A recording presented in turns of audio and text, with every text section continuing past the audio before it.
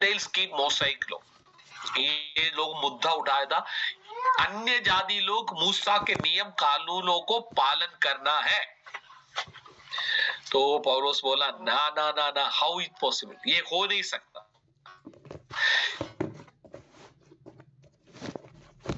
बोला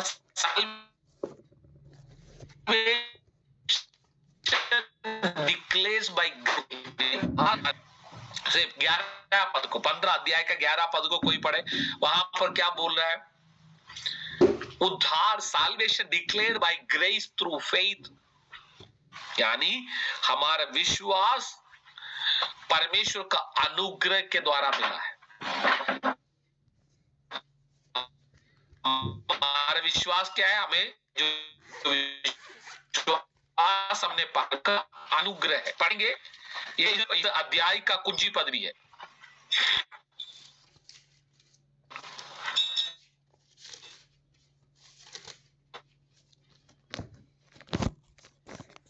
जल्दी से पढ़े कोई, कितना तो पढ़े, कितना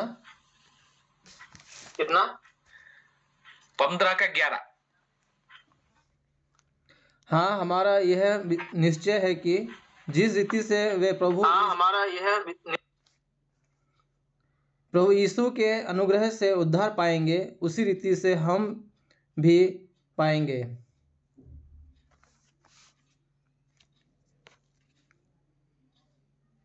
पूरा पढ़ना क्या?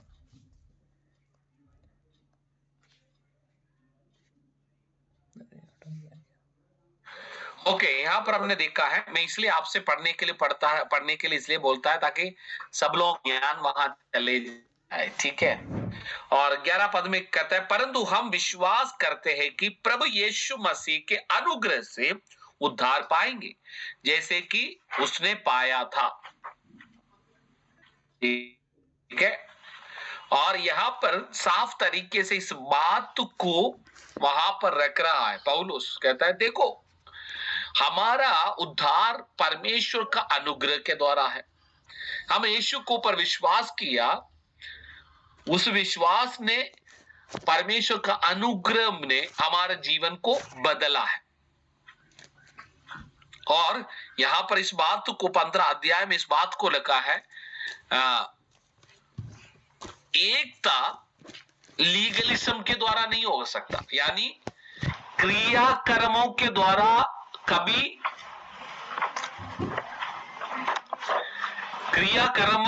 कभी एकता हो ही नहीं सकता। इस बात को वो रख रहा है, वो ये बात को बताने का प्रयास कर रहा है। यहूदियों के लिए दिए गए कानून, परमेश्वर ने दिए गए नियम, वो नियम यहूदियों के लिए नहीं है, और हमें के द्वारा, कार्यों के द्वारा प्रभु ने दिया है। इस बात को बहुत साफ तरीके से पौलुस उनके सामने रखा, और पौलुस कह रहा है तो कभी हम एक हो ही नहीं सकता, क्योंकि कार्यों में क्या है, बहुत सारे चीज इन्वॉल्व होता है। कुछ लोग गरीब है, वो तो भेड़ बकरी को बलि नहीं चढ़ा सकता है क्या नहीं? जो गरीब है वो कबूतर लेकर आएगा, तो भेदभाव है क्या नहीं? जो अमीर है वो अपने पैसा के अनुसार बड़े चीजों को लेकर आएंगे। यानी पौलुस कहता है देखो ना, ये कानून के अनुसार हम जाने लगेंगे तो कभी हम क्या एक हो ही नहीं सकता, क्योंकि उसके अंदर भी बहुत सारे अलग अलग प्रकार का बातों को हम देख सकता है। तो पौलुस ने इस बात को उनके सामने रखा है।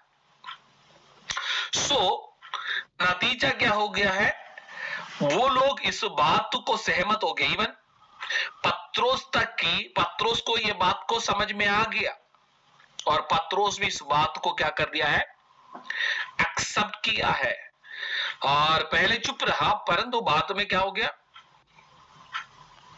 इस बातों को भी क्लैरिटी दे दिया, यानी वहां पर एक सहमति हो गया है और क्लैरिटी हो गया है, अगुओं के बीच में ये निर्णय पर पहुंच गया है, और हमें नियम कानूनों को पालन करने की जरूरत नहीं। किसको?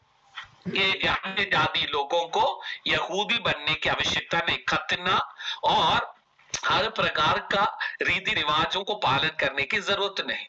और विच मीन्स उनका अर्थ क्या है, gospel must never be mixed with works. सुसमाचार कभी के कामों में मिलाना नहीं है। आज देख लीजिए हर धर्म क्या करता है, काम करना, या ना। जो लोग बॉम्ब लगाकर निकल पड़ते हैं वो भी क्या सोचता है, मैं काफिरों को मारेगा तो मुझे क्या होगा, जन्नत मिलेगा, है ना। आतंकवादियों को यही तो उनको दिमाग में डाल जाता है। आतंकवादियों को ये बताता है तुम क्या करे, काफिरों को मारेगा तो तुम्हें जन्नत मिलेगा। तो वो सोच रहे मैं अपने खुदा को मदद कर रहा है ना। देखो उनके दिमाग का किस प्रकार काम किए गए, तो वो लीगली सब। सो ये काम हमें सुसमाचार कभी काम में हम जोड़ नहीं सकता। मैं ये काम करता हूं इसलिए प्रभु का अनुग्रह मुझे मिला, हम कह नहीं सकता है। बाइबल बताता है रोमियो का पत्री में लिखता है, जब हम पापी ही थे प्रभु यीशु मसीह ने हमारे लिए अपने जान को कुर्बानी दे दिया। सो हमें एक होना है। वो एक किस में होगा, एक होने का अर्थ है एकता मनुष्य की कोशिश में नहीं हो सकता, एकता मसीह में होते हैं। एकता किस में होता है, हम परिवार के अंदर भी मतभेद हो जाता है, क्यों, कारण कि हम अलग अलग विचार का है, बट हम एक मत में कब आ सकता है, हम मसीह, जब मसीह के लिए, मसीह के योजना को पहचान कर उस योजना के लिए जीने लगेंगे, हमारा मकसद एक हो जाएंगे, अलग अलग नहीं होगा। सो इस बात को हमें 15 अध्याय से हमें सीखने के लिए मिलते हैं। आप 15 अध्याय को आराम से पढ़ लेना। मैं इसलिए बता रहा हूं क्योंकि वहां पर मेन मुद्दा मैं आपको बता रहा हूं। 15 अध्याय का मेन मुद्दा यही था, यहूदी लोगों ने, हाँ दीपा बहन कुछ बोल रहे, बोलिए। पर ये जो डिबेट हुई थी तो ये पत्रस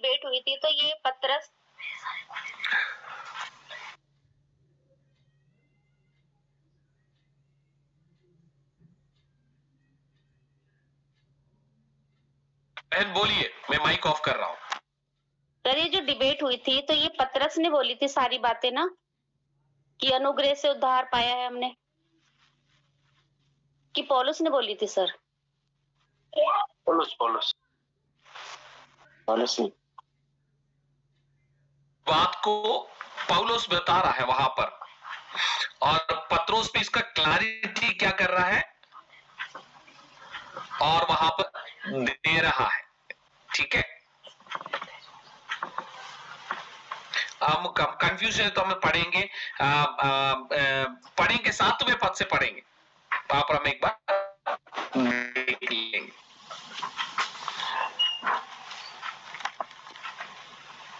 Someone can read from 7, क्योंकि मेरा इंटरनेट है ना बहुत काफी इधर।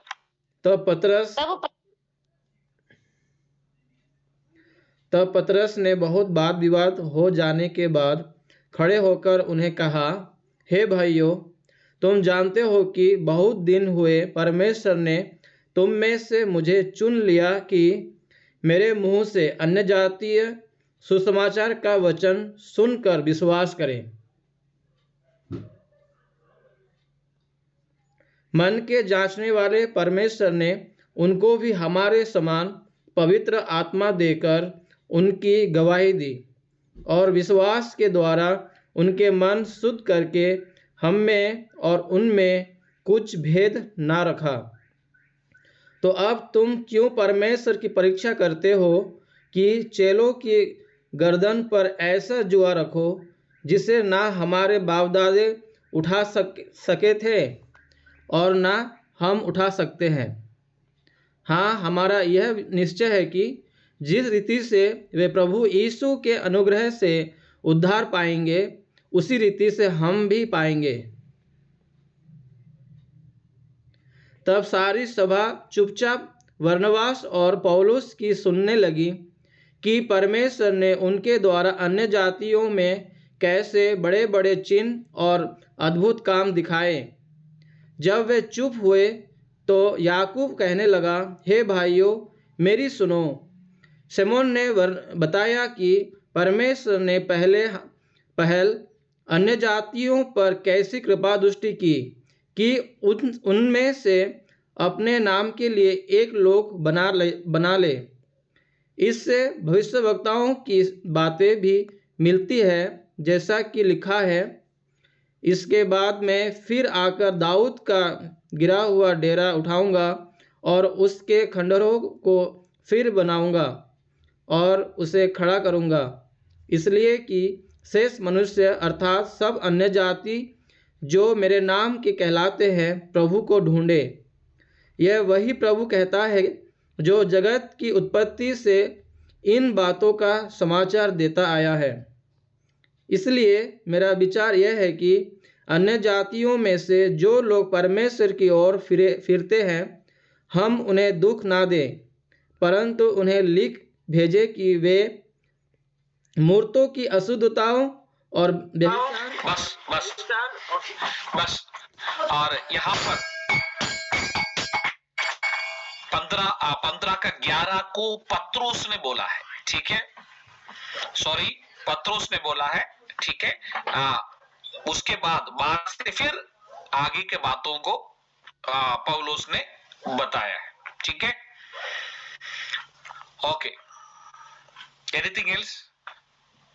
मेरा इंटरनेट काफी फ्लक्चुएट हो रहा है, मैं क्षमा चाहता हूं, मैं क्या कर सकता हूं? ठीक है, क्लियर है? यानी सवाल है, कोई सवाल है मन में है ये 15 अध्याय से रिलेटेड? अब नहीं है तो भी अब आगे आज आप घर में जाकर रीड कर लीजिए। अगला हफ्ते कोई सवाल है तो कल हम कोई सवाल है तो पूछिए। गला हुआ जो प्राणी के उसके विषय में जानना है।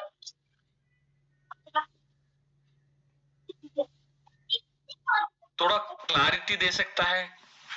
कहां से क्या, आपने कहां से, भाई वजन से ही पूछ रहा है तो कौन सा भाग है, क्या है?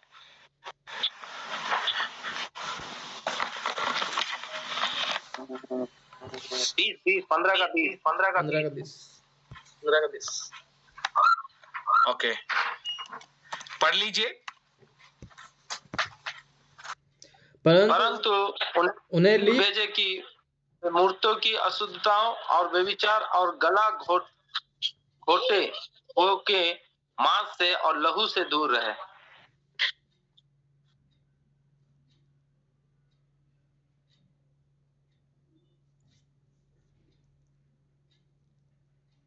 आटा कट गया क्या? ओके, ये भाग है जो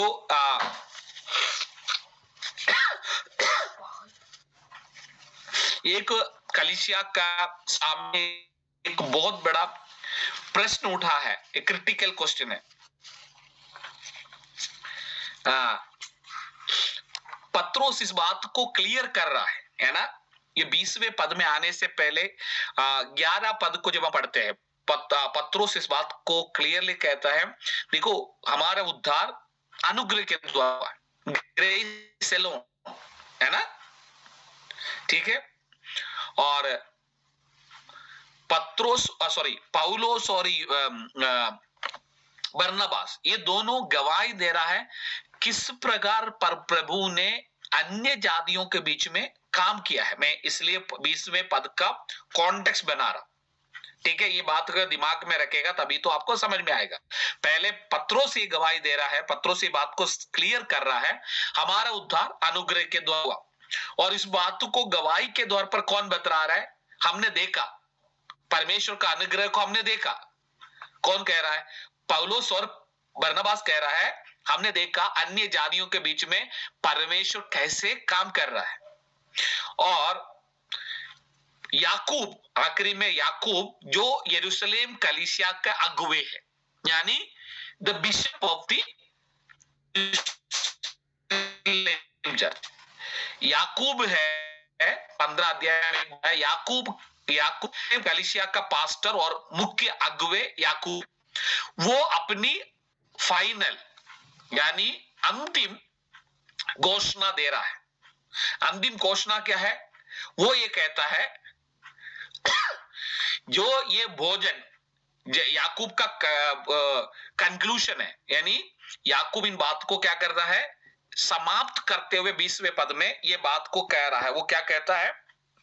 वो कहता है परंतु, याकूब का शब्द है, परंतु उन्हें लिख भेजे कि वे मूरतों की अशुद्धताओं और व्यभिचार और गला घोटे हुओं के मांस से और लहू से परे रहे। यानी अंतिम ये बात है,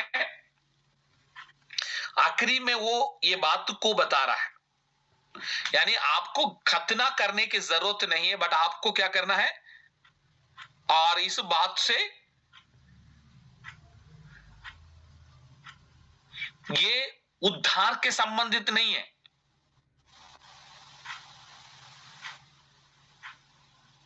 ये उद्धार से रिलेटेड नहीं है। उद्धार के बारे में कहां पर सेटल हो गया है?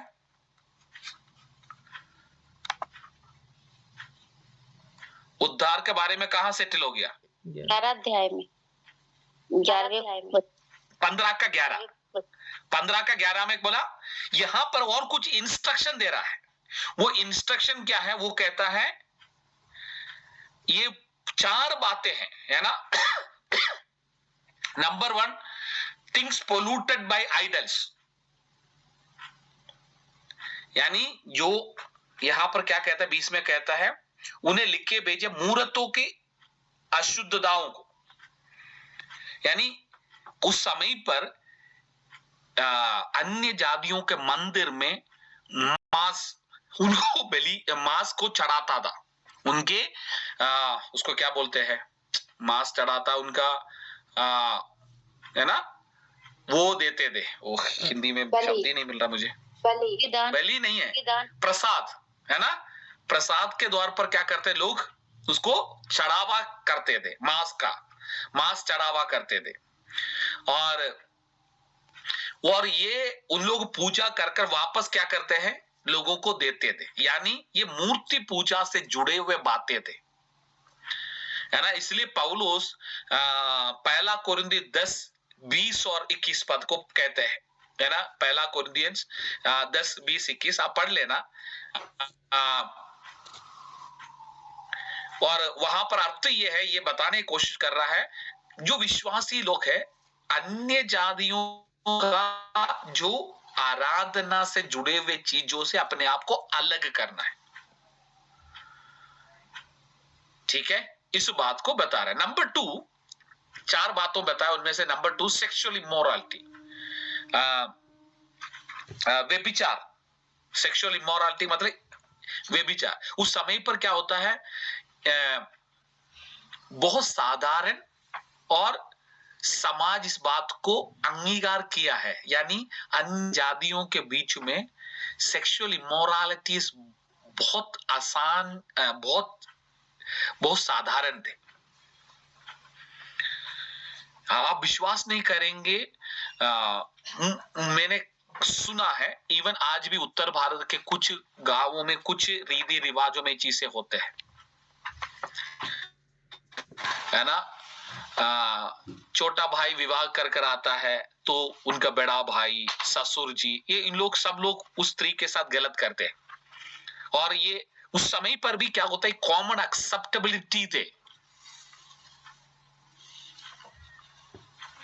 और स्त्रियों को वॉइस ने आवाज नहीं होता था, उनके साथ गलत व्यवहार किए जाते थे। इवन उस समय पर घर में से एक बेटी को टेम्पल, मंदिर के अंदर व्यभिचार के लिए, यानी वहां आने वाला संतुष्ट करने के लिए उन बेटियों को दिया जाता था, टेम्पल प्रोस्टिट्यूशन। हमारे देश में भी है। आपने सुना ना देवदासी मूवी, सुना है? अरे हेलो, देवदासी सुनना है कभी? नहीं सुना है तो थोड़ा जाकर पढ़ लेना। हमारे इतिहास, है ना, जेंसी बनकर रहना नहीं, थोड़ा हमारे मंदिरों में ये हुआ करता, देवदासियां होते थे। वो देवदासी मतलब क्या है, उस भगवान को दासी बनकर रहना, यानी वहां आने वाला पुजारी, वहां आने वाला बड़े लोगों को उनकी इच्छाओं को खुश करने के लिए क्या करते थे, ये बड़े बात ये बड़ी बात हुआ करता है, क्योंकि हम अपने बेटी को क्या कर रहा है, घर में प्राउड होते था, एक बेटी, खूबसूरत बेटी को क्या कर रहा है, मंदिर में दान दे रहा है, वो वहां पर क्या कर रहा है। तो इन बातों को हुआ करते, इसलिए वहां पर ही बात करता है। दूसरा बात क्या है, ये भी उनका कल्चर से जुड़े हुए हैं, यानी पैगन कल्चर, अन्य जातियों का कल्चर में जुड़े हुए हैं, तो वो उसका बारे में बात किया। तीसरा है दिस थिंग्स स्ट्रैंगल्ड, तीसरा बात वहां पर कहा जाता है गला घोटा।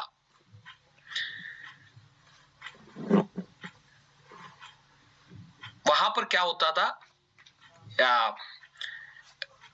वो गला काटते नहीं थे, उसको क्या कहते, सांस रुककर मार देते थे। ये उस समय पर क्या होता है, पैगन कल्चर में, ये अन्य जातियों का जो कल्चर, जो उनके संस्कृति है, उसमें बहुत नॉर्मल बात था। क्या करते थे, गला को गला को ऐसे मार कर क्या कर देते थे, हड्डियां तोड़कर सांस रुककर मर जाता था, यानी लहू नहीं बहते थे। परमेश्वर को उसको वो परमेश्वर ने बोला, जब भी तुम मांस खाते हो तो क्या करना है, वो लहू से नहीं खाना।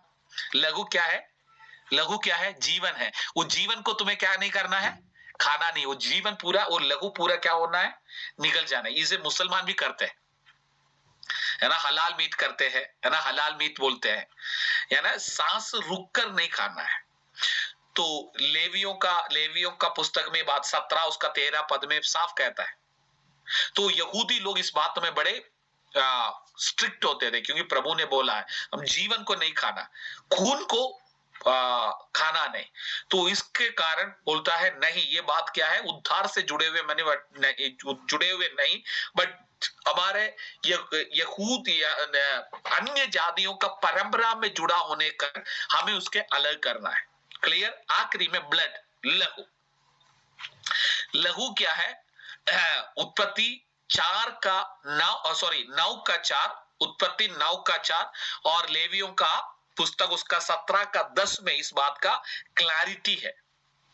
और क्या है, हमारा बाइबल एक बात साफ करते हैं, हमारे जीवन का और एकता के लिए बहुत जरूरी है। क्या है, ड्रिंकिंग और कंज्यूमिंग ब्लड और फॉरबिडन इन जूइश लॉ। यहूदियों के लिए क्या है, खून को पीना और सेवन करना परमेश्वर ने क्या कर दिया, मना कर दिया है। कारण क्या है, blood symbolize life and atonement. दो बातें हैं, लहू क्या करता है, जीवन को दर्शाता है और बलिदान को दर्शाता है। वो बलिदान किसका है, यीशु मसीह ने अपने कुर्बानी दिया, और ये जानवर अपने लहू देता है। उस समय पर उस लहू से लोगों का पाप क्षमा किए जाते थे। ठीक है। वहां पर बहुत क्लियर थे और उनको आराधना में एक साथ होने के लिए ये 4 बातों को वहां पर बताया है। क्लियर हो गया है जी बाबा जी। Okay good. इसलिए वहां पर 11 का 20 में इस बातों को याकूब ने रखा और उसके बाद यरूशलेम काउंसिल का समाप्ति हो गया है। Okay, now we are coming to chapter. अब चैप्टर 16 में 16 to 18, ठीक है, 16, 17, 18 ये तीनों एक भाग में हम देख सकता है। 16, 17, 18 वो क्या है, वहां पर गॉस्पल एंटर्स यूरोप। यूरोप में सुसमाचार क्या है, फुल फ्लेज प्रवेश हो रहा है। फुल फ्लेज 16, 17, 18 में फुल फ्लेज सुसमाचार प्रवेश कर रहा है। 16 अध्याय खासतौर से मैसेडोनियन कॉल, है ना, 16 अध्याय को देखा है। 16 अध्याय को हम ये नाम दे सकते हैं, मैसेडोनियन कॉल, यानी मैसेडोनिया जाने के लिए एक बुला। कैसे, पौलुस को एक दर्शन मिल रहा है, पौलुस को एक दर्शन मिल रहा है, एक विजन मिल रहा है। वो विजन क्या है, वो दर्शन क्या है? कहते हैं कम टू मैसेडोनिया, बुलावा है परमेश्वर। वो बहुत जबरदस्त बात है। पौलुस ने प्लान बनाया कहीं और जाने के लिए, परंतु परमेश्वर क्या है, कहीं और भेज रहा है। क्या हमारा योजनाएं, कई बार हमारा प्लानिंग को परमेश्वर बदल सकता है? जरूर बदल सकता है, क्योंकि परमेश्वर यहां पर मैसेडोनिया को और पौलुस को क्या कर रहा है, बुला रहा है। और परमेश्वर ने उसको परमिशन ही नहीं दिया। बाइबल बता रहा है 7वें पद में लिखता है, परमेश्वर का आत्मा ने परंतु यीशु का आत्मा ने उन्हें जाने नहीं दिया। कौन सा आत्मा? यानी सेवा किसकी इच्छा के अनुसार होना चाहिए? परमेश्वर की। परमेश्वर, हमारे इच्छा के अनुसार और परमेश्वर की इच्छा के अनुसार।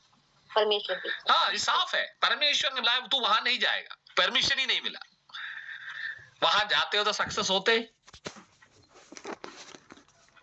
प्रभु की आत्मा का बात को ना सुनकर जाते तो सेवकाई में सक्सेस मिलते नहीं। और फिर क्या होते? टाइम वेस्ट हो जाता है, पैसा वेस्ट हो जाता है, निराश हो जाता है, थक जाते हैं, है क्या नहीं? जब प्रभु के योजना के विरोध में हम चले जाता है, ये सब कुछ होते हैं। बट प्रभु के योजना में जाता है, अद्भुत होता है। वहां पर हमने देखा है पहली, या ना, यूरोप में पहला उद्धार, लिदिया नामक एक स्त्री का उद्धार हो गया। वो मन फिराव में आ गया है और उस स्त्री के द्वारा वहां पर एक बहुत बड़ा ओपनिंग हो गया। हेलो, यानी सेंसिटिव टुवर्ड्स होली स्पिरिट, पवित्र आत्मा के प्रति आप सेंसिटिव रहेंगे और वहां पर क्या होता है, परमेश्वर काम करेंगे। और फिर क्या हम देखता है, वहां पर एक बड़े हलचल होने लगा। देखो, प्रभु भेजेगा, काम भी होगा, विरोध भी होगा। मेरे पीछे बोलिए, प्रभु भेजेगा, प्रभु का काम होगा, साथ ही साथ उसका रिजल्ट क्या है? विरोध है। जब आपको भेजा गया है, कैसे पता चलेगा? जहां आप जाएंगे वहां पर काम होता है, वहां पर क्या होता है, साथ ही रिजल्ट क्या मिलेगा? आपको क्या मिलेगा? विरोध मिलेगा। प्रभु के राज्य में उद्धार का काम होगा, पर आपको क्या मिलेगा? पैसा नहीं मिलेगा, वाहवाह नहीं मिलेगा, आपको क्या मिलेगा? विरोध मिलेगा। तो इससे पता चल जाता है मैं सही जगह पर, मैं सेवकाई में। वो नेचुरल प्रोसेस है। यहां पर उनको क्या कहा, उनको पौलुस और सीलास को कहां डाल दिया गया? बंदी गृह में डाल दिया गया। बट कोई बात नहीं, हालेलुया। आप बंदी गृह में हमेशा पड़ा नहीं रहेगा, वहां पर भी परमेश्वर क्या करेगा? छुटकारा भेजेगा। God sent his rescue.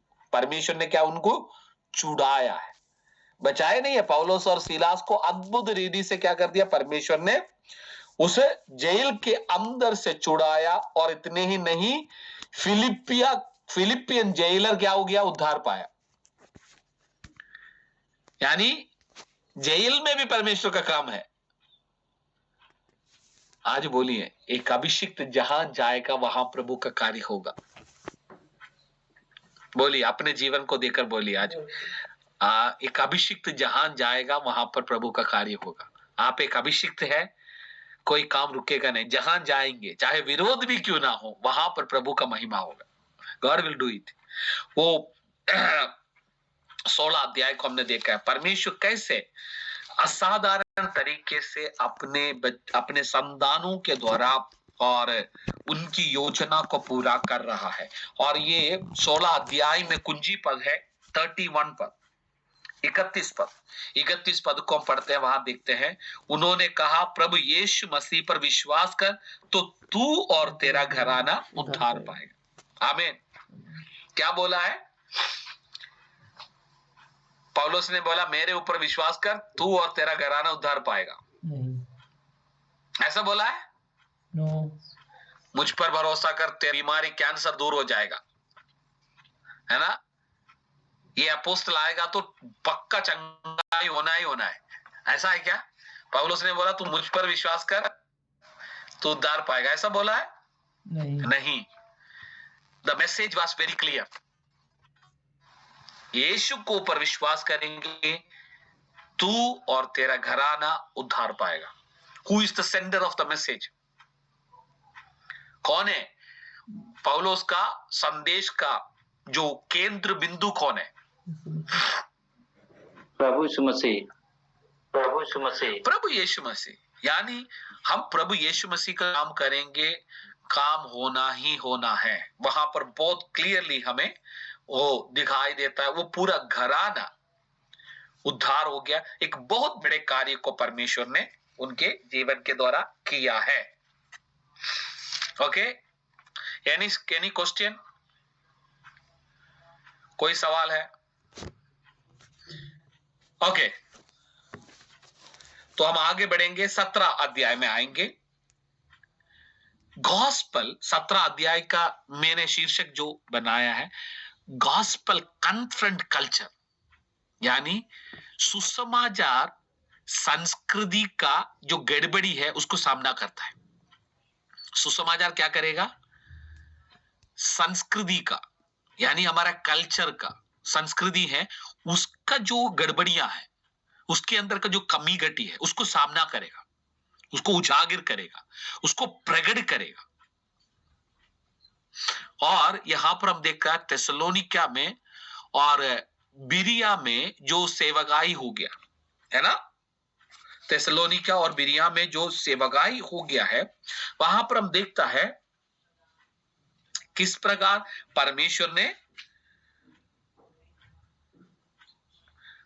परमेश्वर का कार्य को हम देखता है। और ये इस अध्याय में कैसे परमेश्वर ने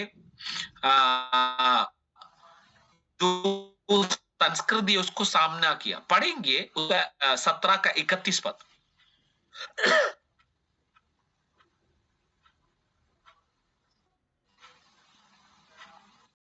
उसने एक दिन ठहराया है वो उस विश्व के द्वारा से अन्याय करेगा और उसे मरे होने से जिलाकर सब पर प्रमाण कर दी है। बस यहाँ पर पौलुस उस बात को रख रहा है, एक दिन ठहराया है जिसमें वे उस मनुष्य के द्वारा धर्म से जगत का न्याय करेगा जिससे उसने ठहराया है, और उससे मरे हुओं में से जिलाकर ये बात सब पर प्रमाणित कर दी है। और ये बात को कैसे प्रमाणित किया है? परमेश्वर ने थिस्सलुनीका और बीरा में और परमेश्वर का अद्भुत कार्य हो गया। और जब अद्भुत कार्य हो गया, पौलुस एथेंस में, एथेंस एक जगह है उसका, वहां पर गया। तो एथेंस में वो बहुत बड़े फिलोसोफर्स होते थे, है ना, प्लूटो और इस प्रकार के जो बड़े बड़े फिलोसोफर। फिलोसफी को हिंदी में क्या बोलेंगे?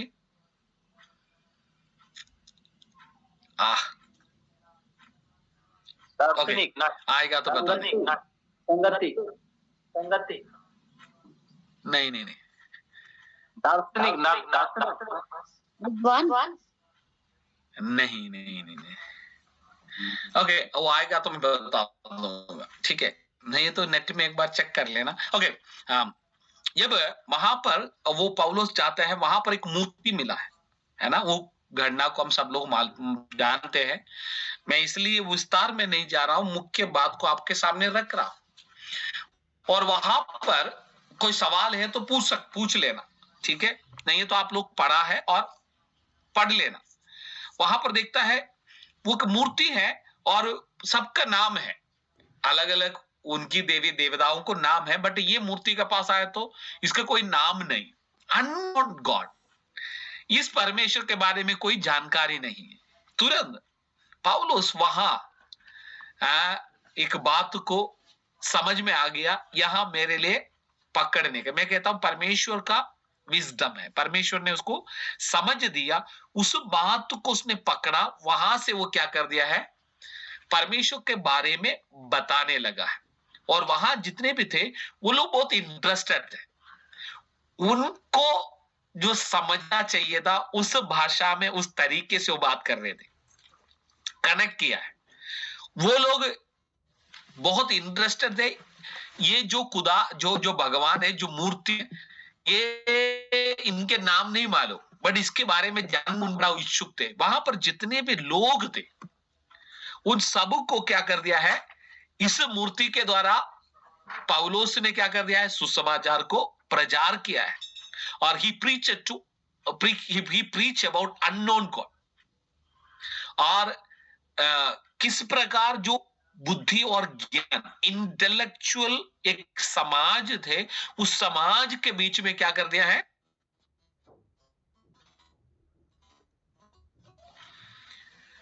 सुसमाचार का संदेश को, उसका संदेश का जो मुख्य बिंदु क्या थे, कोई बता सकता है? पौलुस जिस बात को बता रहे उसका मुख्य बिंदु, जो पौलुस बता रहे थे उसका जो विषयों का मुख्य बिंदु क्या थे?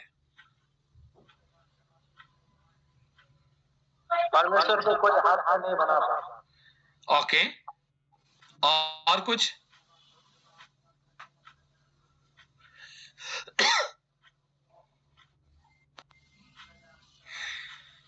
उन लोग अभी तक जो सुना नहीं था उसका सेंट्रल थीम थे। उन लोग परमेश्वरों के बारे में जानते थे हैं, और अलग अलग देवी देवताओं के बारे में वो जानते थे। हाँ, एग्जैक्टली, यू गॉट इट जुगल भाई, आपने बोला वो मरे हुओं से जीवित होने वाला परमेश्वर के बारे में बता रहे। 31 पद कोई पढ़ेंगे? 31 17 का 31 वहां पर क्या क्या बताया है? क्योंकि उसने एक दिन ठहराया है, वहाँ उस मनुष्य के द्वारा धर्म जगत का न्याय करेगा कि उसने ठहराया है, और उसे मरे हुए को जिलाकर या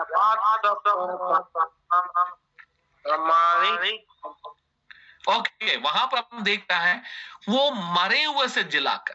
अभी तक उन्होंने ये बात को नहीं समझ नहीं पा रहे, मरे हुए से जिंदा हो गया। वो कौन है? इनको वहां पर पौलुस ने उन बात को उनके सामने रखा, मरे हुओं से जिंदा हो गए। इसलिए 13 पद में से कहता है, मरे हुओं के पुनरुत्थान की बात सुनकर कितने तो टट्टा करने लगे, और कितनों ने कहा ये बात हम तुझसे फिर कभी सुनेंगे। अनेक लोगों के समझ में नहीं आया। एक व्यक्ति मर जाता है और उन लोगों का फिलोसफी में अक्सर होता है ये सब कुछ माया है। एक व्यक्ति दुनिया में आता है और दुनिया में क्या होता है, मृत्यु के बाद वो मिट्टी में यानी मर जाता है। इसीलिए एक फिलोसफी होता है, खाओ पीवो मजा ले लो। जिंदगी का क्या है, खाना पीना है, आशो आराम में अपने जिंदगी को गुजारना है। क्योंकि कल का क्या होगा किसी ने देखा नहीं, किसी ने जाना नहीं। बट पौलुस उनके बारे में बता रहा है जो मरे हुए से जिंदा हो गए। इसलिए उनके लिए एक नया बात है, और उन्होंने हंसी मजाक उठाया इस बात को। क्लियर? तो वहां पर कौन सा संदेश का मुख्य बिंदु क्या थे? यीशु मसीह मरे हुए से जिंदा हो गया। वो और कोई नहीं है, वो भगवान है तुम्हारा जो अननोन गॉड है, जो 23 पद में जिस अननोन गॉड के बारे में कहता है, अनजाने ईश्वर के, अनजाने ईश्वर, उन लोग नहीं जानते, उस ईश्वर के बारे में पौलुस ने उनके सामने रखा है। ये है अनेक प्रकार का जो उनके संस्कृति है, उनके विचार है, उसमें बहुत बड़ा एक धक्का लगा, उनको सोचने के लिए मजबूर किया, उनको ये प्रभु के बारे में सुनने के लिए उन्हें मजबूर किया। इसलिए उन्होंने बोला है 32 पद में कहा, मरे हुओं के पुनरुद्धान की बात सुनकर कितने तो टट्टे करने लगे, और कितनों कहा ये बात हम तुझसे फिर सुनेंगे। इस पर पौलुस उनके बीच में से निकल गए, परंतु कई एक मनुष्य उनके साथ मिल गए और विश्वास किया, जिनमें दियुनिसियुस और दमरिस नाम एक स्त्री थी, और उनके साथ और भी कितने लोग थे। यानी पौलुस ने जो बात बता रहे थे उसके ऊपर इन्होंने विश्वास किया। देख लीजिए किस प्रकार उनका जो कल्चर है, उनका संस्कृति है, उनका विचार है, उन विचारों को सुसमाचार के द्वारा कैसे पौलुस ने पलट दिया। क्लियर? 17 अध्याय समझ में आ गया? ओके, अब 18 अध्याय में आएंगे। अब 18 अध्याय में आते हैं। अब कलीसियाओं को मजबूत करने का जरूरत पड़ा। यानी अभी तक यात्राएं कर कर क्या कर रहे थे? सुसमाचार को प्रचार किया, कलीसियाएं स्थापित हो गए, वहां पर अगुवाओं को नियुक्त किया, और अब समय आ गया कलीसियाओं को क्या करने का? मजबूत करने का। यानी कलीसियाओं के अंदर गड़बड़ियां आने लगा, है ना। तो पहला हम देखते हैं पौलुस कोरिन्थ में आ गया, है ना। कोरिन्थ में कलीसिया में कौन स्थापित किए थे? पौलुस ने स्थापित किया। 18 महीने पौलुस वहां रहा। कितना? 18 मंथ्स, 18 महीने लगभग, है ना, 1.5 साल ऊपर। और पौलुस कोरिन्थ में रहा। और फिर हम देखते हैं, और अक्विला और प्रिस्किल्ला ने अपोल्लोस को क्या कर रहा है? डिसेबल कर रहा है, चेला बना रहा है। अक्विला और प्रिस्किल्ला वहां पढ़ेगा तो आपको मिलेगा। अक्विला और प्रिस्किल्ला क्या कर रहा है? अपोल्लोस को प्रभु में चेला के रूप में तैयार किया, डिसेबल किया। और फिर अध्याय में एक और बात हम देखते हैं, वो है मुख्य विषय पर परमेश्वर ने पौलुस का सुरक्षा का वायदा दे दिया, है ना। वहां पर परमेश्वर क्या कर रहा है? पौलुस को सुरक्षा प्रदान करने का प्रॉमिस परमेश्वर ने दे दिया है, परमेश्वर ने प्रोटेक्ट करने का। और हम देखते हैं 18 का 9 पद में पढ़ते हैं, वहां पर लिखा है, प्रभु ने रात को दर्शन के द्वारा पौलुस से कहा, मत डर, वरन कहे जा और चुप मत रह, क्योंकि मैं तेरे साथ हूं और कोई तुझ पर चढ़ाई करके तेरी हानि ना करेगा, क्योंकि इस नगर में मेरे बहुत से लोग हैं। यानी परमेश्वर प्रॉमिस कर रहा है अपने चेलाओं को। और फिर हम देखते हैं पौलुस अपने हाथों के द्वारा क्या करता है? मेहनत के द्वारा अपने सेवा के लिए फंड रेज करते थे। यानी ये it is a very good example. आप एक मिशनरी हैं, आप अपने हाथों को भी क्या करें?